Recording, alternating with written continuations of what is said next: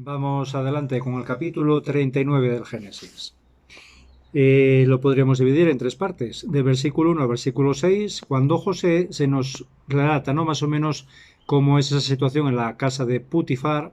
Del 7 al 18, ese problema, esa circunstancia que surge con la esposa de Putifar. Y del 19 al 23, al final, cuando José ya se encuentra en esa cárcel. Bien, de primera se nos muestra claramente en este capítulo y en unas cuantas ocasiones nos aparece cómo el Señor estaba con José. Es decir, se va mostrando esa presencia tan providencial del Señor en todo momento, y de esa manera ya comienza así en el versículo 2. Ya se nos dice: el Señor estaba con José, que llegó a ser un hombre afortunado viviendo en casa de su amo egipcio. Inmediatamente después, en el versículo 3, incluso se dice esto, ¿no? Su amo vio que el Señor estaba con él y que le daba éxito en todo lo que emprendía. Es decir, que no solo José es consciente de ello, sino que también incluso su amo también, pues, se da cuenta, ¿no?, de esas bendiciones constantes que recibe José, que evidentemente, pues, él ve, ¿no?, que es algo providencial también. Y de esa manera, incluso en el versículo 5 se nos dice: desde el momento en que lo puso al frente de su casa, porque Putifar, viendo esa situación, le pone al cargo de todo, dice: y le encomendó todo lo suyo, el Señor bendijo la casa del egipcio gracias a José. Y aquí se ve esa clara intercesión también por esa bondad y esa actitud que tiene José, y también porque en el fondo es elegido de Dios, pero claramente porque José actúa, o digamos la respuesta de José ante la providencia divina es tan favorable, tan positiva. Incluso esas bendiciones van recayendo constantemente en la casa de Putifar. Y de esa forma, en el versículo 6 se nos dice: el egipcio confió todo lo que poseía en manos de José y no se preocupaba de otra cosa que del alimento que tomaba. Esto es significativo porque esto va a tener mucha relación con lo que veremos luego en el capítulo siguiente, en el capítulo 40, porque ahí se nos está hablando de esa situación con esos dos hombres, ese copero y ese panadero. Un copero y un panadero que en un principio a nosotros nos podría parecer, ¿no?, ¿qué peso tiene un copero o un panadero en la corte? Pues evidentemente serían unos mindonguis. Y sin embargo es todo lo contrario. Y es un poco también por lo que aparece aquí en relación a que lo que se nos dice, no, que Putifar lo dejaba todo absolutamente en manos de José y no se preocupaba de nada salvo del alimento que tomaba. Bien, eso luego lo veremos con estos dos, con el copero y el panadero. Así entenderéis también un poco mejor por qué se nos da este detalle, ¿no? Bien, y luego ya acto seguido se nos dice en ese mismo versículo 6, que José era bien parecido y de bella presencia. Bien, pues a partir de ahí, del versículo 7, es cuando empieza ese problema con la esposa de Putifar. Ella lo que quiere, pues, es tener relaciones con José, y de esa manera se lo dice muy claramente: duerme conmigo. Bien, aquí de primeras se muestra claramente esa virtud de José, que en todo momento rehúsa esas intenciones de la esposa de Putifar, del egipcio. Y es bonito como además lo refleja, ¿no? Dice en el versículo 9, dice: no hay nadie más importante que yo en esta casa, y no se ha reservado nada, tu esposo, excepto tú, porque eres su mujer. ¿Cómo voy a cometer esa gran maldad pecando contra Dios? Bien, ahí ve por un lado se ve esa nobleza de José, porque en el fondo, por un lado, es tremendamente leal y agradecido a esa actitud que tiene con el Putifar, con lo cual por un lado le parecería, pues, una desgracia, una deshonra en todos los sentidos, pero también porque traicionaría esa confianza, aparte de todo, ¿no?, traicionaría esa confianza de Putifar. Pero luego también deja muy claro, también clarísimamente, que eso sería pecar contra Dios, ¿no? También el hecho de esa ofensa que llevaría a cabo contra Dios. De esa manera es esa constancia y esa perseverancia de José, pese a que se nos dice en el versículo 10, ella insistía a José todos los días. Es decir, era esa tentación constante y continua. Y sin embargo, él la rechaza en todo momento. Hasta que llega ese momento, se nos relata del versículo 12 al versículo 18, en el cual ella trata de abusar de él y de esa manera, ante el rechazo de nuevo de él, ella, indignada, ofendida, dolida en su orgullo, en su ego, lo que sea, la cuestión es que entonces ella lo que hace es aprovechar que ella tiene las ropas, se ha quedado con las ropas de José, para acusarle, ¿no? Acusarle de que era justamente lo contrario, es decir, su pecado lo proyecta sobre José y de esa manera pues hace ver que él había intentado abusar de ella y que había sido ella la que la había rechazado. Bien, de esa manera entonces, ante esa situación, es cuando el marido, Putifar, actúa de esa manera, ¿no? Versículo 19. Cuando el amo de José oyó la versión de su mujer que le decía, esto me ha hecho tu siervo, montó en cólera. Y dice en el versículo 20, apresó a José y lo metió en la cárcel donde estaban encerrados los presos del rey y quedó preso allí.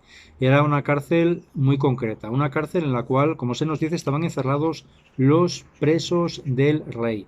Es decir, era gente de importancia, no eran pues unos cualesquiera los que estaban allí apresados, sino que era gente de importancia. Esto tiene sentido porque en estos tiempos esto de las prisiones no era algo habitual.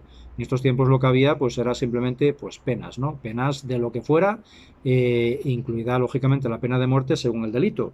Porque como recordamos en esta época patriarcal, digamos que era todo como muy muy primario. Una prisión de por sí tampoco tenía así pues mucho, pues no tendría mucho sentido de por sí, porque evidentemente se supone que la prisión en sí es el ideal, ¿no?, que tenemos hoy en día, es para que esas personas sean capaces de rehabilitarse y poder, si es posible, volver otra vez a la sociedad.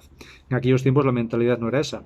Y de esa forma se muestra claramente tanto en el Código de Hammurabi como en las leyes asirias, como en las leyes hititas, de esto que estamos hablando constantemente, no se menciona en ningún momento en esas legislaciones ningún tipo de prisión para ningún tipo de pena, de castigo, no hay nada de eso. Pero sin embargo es curioso porque en Egipto era diferente. Y de esa manera el geógrafo e historiador Heródoto, griego de origen griego, él sí hablaba a nivel de, pues eso, de sus tratados de historia, de que en Egipto sí habría habido prisiones, pero serían prisiones para presos políticos, prisiones para, como vemos aquí, para gente, digamos, que estaban en un ámbito de un cierto nivel. En este caso, por ejemplo, estamos hablando de que José era ya un hombre de plena confianza de este Putifar, que recordamos, como decíamos, que Putifar, lo habíamos visto en el capítulo anterior, era, a ver si lo tengo por aquí, bueno, en el capítulo anterior, no, en el capítulo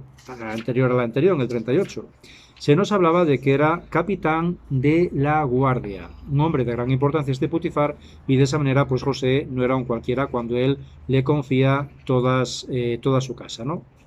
De esa manera es igual que veremos luego en el capítulo siguiente, en el 40, como también estos dos, el copero y el panadero, irían a parar a esa misma cárcel, una cárcel especial.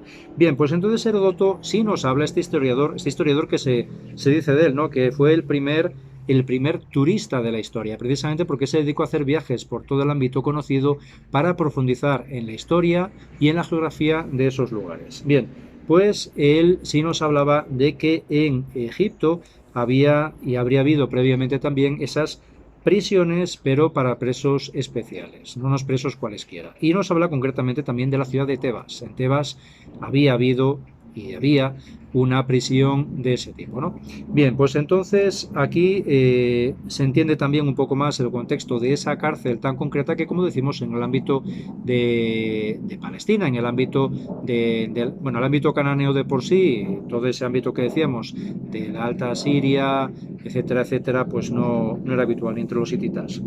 Bien, sigue diciendo luego en los versículos 21 y 23, cuando José está en la cárcel, dice, versículo 21, pero el Señor estaba con José y tuvo misericordia de él, haciéndolo obtener gracia ante el jefe de la cárcel. Bien, pues entonces va a ocurrir lo mismo que ocurrió antes. Por la gracia de Dios y por esa gracia que tenía José, pero por gracia de Dios. Bien, pues entonces, igual que había conseguido ese beneplácito de Putifar, conseguirá también el beneplácito de este carcelero, de este jefe de la cárcel, esta cárcel que, como decimos, era una cárcel especial, no era cualquier cárcel, ¿vale? Y de esa manera le confía a todos los presos que había en la cárcel y todo lo que hacía allí, lo que se hacía allí lo disponía él, es decir, José. Bien, como veremos luego en este capítulo siguiente, digamos que la función de José será una función de servicio. Pero antes de pasar al capítulo 40, simplemente quería comentaros en relación a los padres de la Iglesia dos comentarios que me han parecido así muy bonitos y muy interesantes. Por un lado, uno de San Ambrosio, recordamos, el obispo de Milán, que será el que favorezca en gran medida también esa conversión de San Agustín, pues él lo que hace es también sacar características propias de cada uno de estos patriarcas que hemos ido viendo, ¿no? Y de esta manera dice él, comenta San Ambrosio, aprended de Abraham la obediencia firme de la fe, de Isaac la autenticidad de un corazón sincero, de Jacob la perseverancia en los trabajos. Y dice, de ahí que el santo José haya sido puesto como ejemplo de castidad. Lo que decíamos, una de las características que surgen en José, dentro de todo lo que vamos a ir viendo, es por un lado esa castidad, esa pureza. Y en relación a esto también os quería destacar unas palabras de otro gran santo, en este caso San Bernardo, que él, hablando precisamente de... Él hace una vinculación, porque lo que se ve muy claro es que San José es una prefiguración clara del Señor, clarísima, ¿no? Por toda una serie de circunstancias. Porque lo que vemos es cómo él, sobre todo en relación a la misericordia, al perdón, es una cosa evidente como iremos viendo, ¿no? Pero luego también en la tradición de la Iglesia se ha visto esa prefiguración de José como prefiguración, para la redundancia, de San José. Y por una serie de características, no solo por el nombre, que tiene el mismo nombre, sino por una serie de características. Y es lo que os quería comentar en relación a San Bernardo porque me parece también muy bonito. De esta manera él dice: aquel José, vendido a causa de la envidia de sus hermanos y conducido a Egipto, prefiguraba que Cristo sería vendido. Bien, es decir, prefiguración con el Señor, ¿no? Dice, este otro José, es decir, San José, huyendo de la envidia de Herodes, llevó a Cristo a Egipto. Es decir, vemos cómo José lleva a su familia a Egipto y cómo San José también llevará a la Sagrada Familia a Egipto. Aquel, es decir, José, por fidelidad a su señor, no quiso unirse a la mujer de Potifar. Este, San José, reconociendo virgen a su esposa, madre de su señor, y guardando continencia, la custodió fielmente. Otra prefiguración. A aquel, a José, se le dio el entender los misterios de los sueños. A este, San José, se le ha concedido ser conocedor y partícipe de los sacramentos celestiales. Recordamos esos sueños que tiene también San José, lógicamente. Aquel, José, guardó trigo, no para sí, sino para todo el pueblo. Este, San José, recibió el encargo de cuidar el pan vivo que baja del cielo, tanto para sí mismo como para todo el mundo. Bien, pues aquí en San Bernardo se muestra claramente también esos ejemplos, esos modelos de prefiguración que se ven también tan claros, ¿no? Entre San José y José de Egipto. Bien, y ya pasamos entonces al capítulo 40. Bueno, pues en el capítulo 40, de primeras, por estructurarlo un poquito, podríamos dividirlo también en tres partes. Del versículo 1 al versículo 4, el encarcelamiento de los dos eunucos que se nos relata. Del versículo 5 al 19, los sueños de esos dos eunucos y la interpretación de José. Y del 20 al 23, el cumplimiento de esas dos interpretaciones.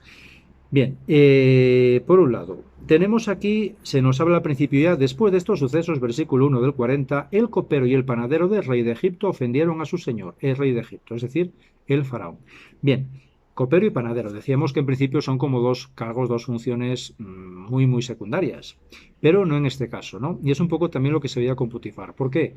Porque lo que se muestra es que estamos hablando de dos oficios que implicaban una grandísima confianza en ellos, porque en aquellos tiempos era muy habitual, cuando había todo tipo de, constantemente había confabulaciones, intentos de asesinato por estas cuestiones de poder en las cortes, no solo en Egipto, sino bueno, pues en todo ese ámbito. Recordamos también en el ámbito mucho más adelante, ¿no? En el ámbito tanto griego como romano. Bien, pues entonces una de las maneras más habituales, por lo fácil de asesinar en este caso por ejemplo a Faraón, pues era el envenenamiento. Por eso era tan sumamente importante que ese copero, es decir, el que se encargaba de llenar las copas del rey, como ese panadero, que era el encargado de servir esos alimentos tan esenciales como en este caso pues serán todo lo que tiene que ver con los cereales. Recordamos además Egipto, un país donde el cereal era fundamental. Bien, pues entonces ellos tenían que ser de muchísima confianza, ¿no? Y eran funcionarios de grandísimo valor y grandísima importancia porque sobre ellos recaía una grandísima responsabilidad. Y es por eso, por lo cual ahora podemos entender también por qué Putifar lo dejaba todo en manos de José, salvo, como se nos decía, salvo el alimento que él tomaba, porque eso era algo fundamental. Y recordamos que era también jefe del ejército y por lo cual, debido a su cargo, podía en todo momento también ser asesinado o ser envenenado. Con lo cual, él ahí, digamos que ni siquiera eso podía cederlo en manos de José por pese a la confianza que tenía en él, por el peso que tenía, la gravedad que tenía, ¿no? Bien, pues en este caso podemos entender también la importancia del copero y del panadero. Bien, pues ellos ofenden a su señor. Ofenden a su señor, pues estamos hablando de que ellos tenían bajo sus manos una grandísima responsabilidad. Cualquier circunstancia que al final hubiera sido, digamos, un poco de dejadez en sus funciones, lógicamente eso implicaría un gravísimo peligro, un gravísimo riesgo para el faraón. Con lo cual, se puede entender, ¿no? Que hubiera algo que ellos no hubieran hecho adecuadamente, algún tipo de dejación de su responsabilidad, de relajamiento, que eso les lleva a tener esas consecuencias, de terminar en prisión. Terminar en prisión por eso, bien. Pues entonces llegan a esa prisión. Y aquí lo que se nos muestra es también la función de José. Se nos dice en el versículo 4, ¿no? El capitán de los guardias se los encargó a José para que los sirviera y estuvieron algún tiempo bajo custodia. Bien, José entonces era el que se dedicaba a servir a estos presos, entre comillas, reales, estos presos de élite, ¿no? Él se dedicaba al servicio de ellos. Bien, aquí se nos habla que también el copero y el panadero eran eunucos. Se nos dice muy claramente ya al comienzo del capítulo, ¿no? Bien, eunucos, igual que veíamos Putifar. Esto también nos puede llamar la atención. Concretamente, Putifar estaba casado. Eunuco, de por sí, es una palabra griega, viene del griego eunujos, que significa guardián de los lechos. El nombre en origen era ese, guardián de los lechos, porque en un principio estos eunucos se dedicaban tradicionalmente, especialmente en la zona de Oriente, no tanto en Egipto, sino en la zona de Oriente, era muy habitual que ante pues cautivos de guerra, ellos se les castrara o a esclavos se les castrara y de esa manera luego los que fueran así de gran confianza podían pasar también a estar a cargo de los harenes reales, porque era muy habitual que los monarcas tuvieran pues grandes harenes, ¿no? De esa manera, bueno, pues se encargaban de esos harenes. Ese era en origen cómo surge el término eunuco, eunucos, guardián de los lechos. Pero ¿qué pasa? Que estos eunucos al final terminan siendo igualmente, igual que decíamos en este caso, porque estaban al cargo de los harenes, tenían que controlar pues que nadie entrara ahí, etcétera, etcétera, ni que ellas salieran, bueno, era de gran responsabilidad también.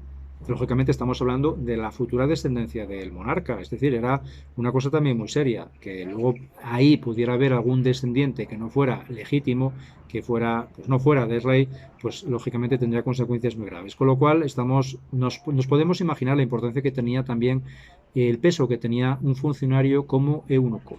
Bien, entonces esto luego se va generalizando. El término eunuco no se refiere solo a los que eran eunucos, porque estamos hablando de que eran los guardianes de los lechos. Un eunuco en origen no era un hombre castrado, sino que un hombre castrado cuando pasaba a ser guardián del harén era cuando era un eunuco. Entendemos, ¿no? Luego nosotros lo hemos generalizado como que un eunuco es un hombre castrado, pero en origen era, digamos, diferente, era mucho más que un hombre castrado, era un funcionario con un peso muy importante que había sido castrado. Bien, pues entonces esto se va generalizando en los funcionarios de corte y de esa manera se va denominando eunuco a los funcionarios de élite de la corte.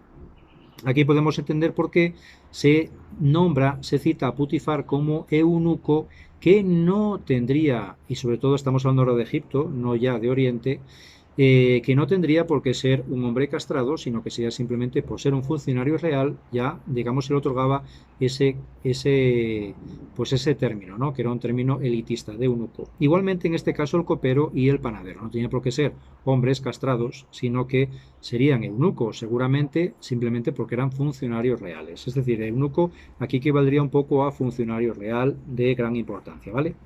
Bien, así de esa manera en la Biblia nos aparecen en algunos casos, claramente se nos aparece el término eunuco como un hombre castrado y como un hombre que era eso, guardián de lechos. Por ejemplo, en el libro de Esther, en el capítulo 2, versículos 3 a 14, se nos está hablando de dos personajes, de Hegai y de Saasgaz. Y estos dos eran guardianes de esposas y concubinas del rey persa Asuero.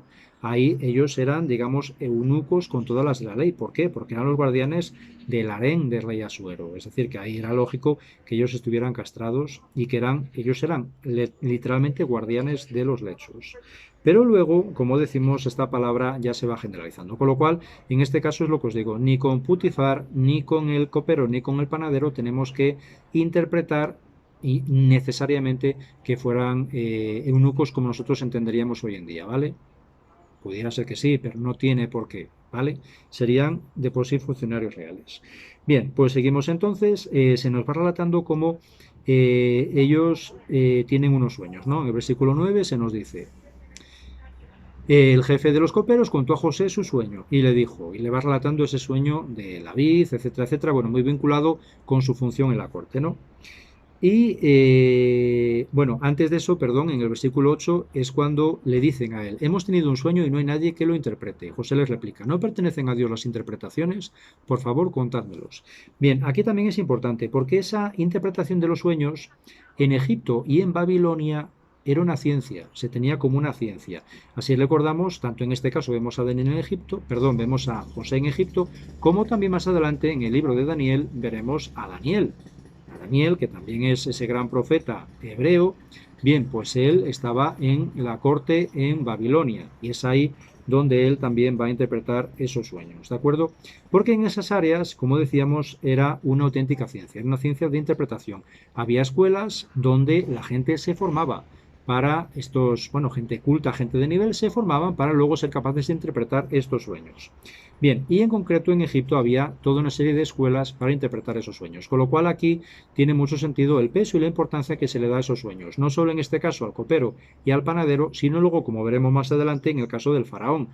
El peso y la importancia que le da el faraón a esos sueños es por algo, es porque allí le daban muchísima importancia y había toda una serie de, entre comillas, sabios que se dedicaban a interpretar esos sueños. Aquí lo que manifiesta José claramente es especialmente lo que él dice, no pertenecen a Dios las interpretaciones, es decir, esa capacidad para interpretar no es una ciencia humana, sino que es pura sabiduría divina, es un don de Dios. Y es lo que lleva a cabo también José, y es lo que se va manifestando, y por eso luego tendrá tanto peso en la corte del faraón, ¿vale? Porque el faraón se da cuenta igualmente, como veíamos con Putifar, como veíamos con este jefe de la cárcel, que hay algo divino, algo especial en él.